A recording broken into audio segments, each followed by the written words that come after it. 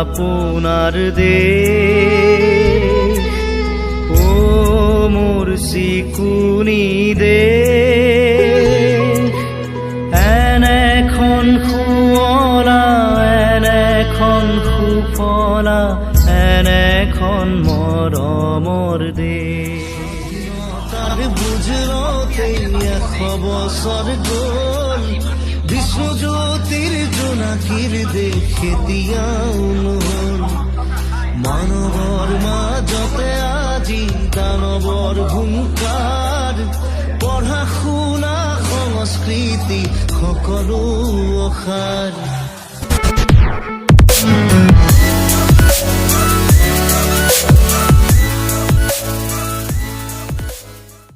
Friends welcome back to my YouTube channel. আজি বহুত দিনৰ পাছত আপোনালোকৰ বাবে এটা ভিডিঅ' লৈ আহিছোঁ।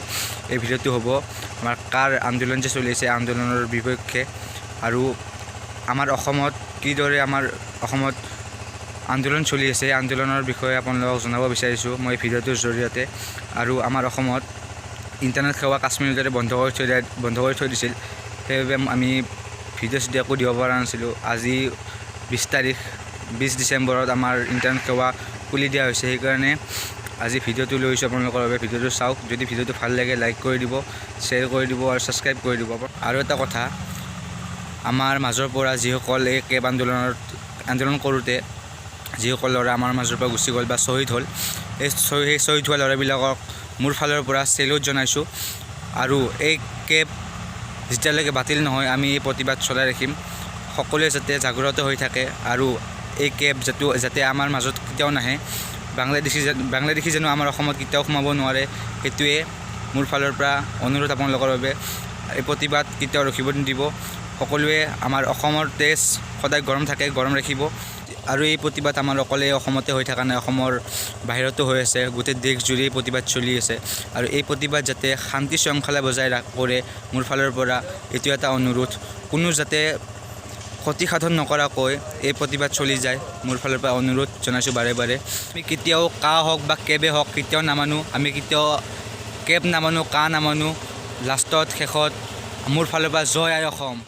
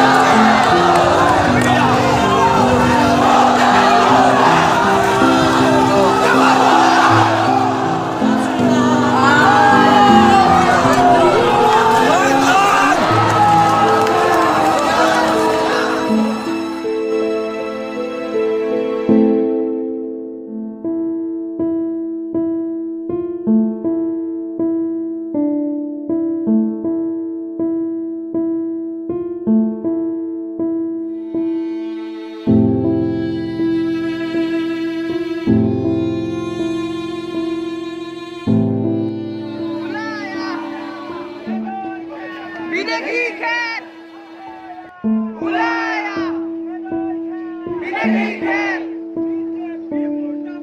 মুৰ্দাবাদ মুৰ্দাবাদ মুৰ্দাবাদ মুৰ্দাবাদ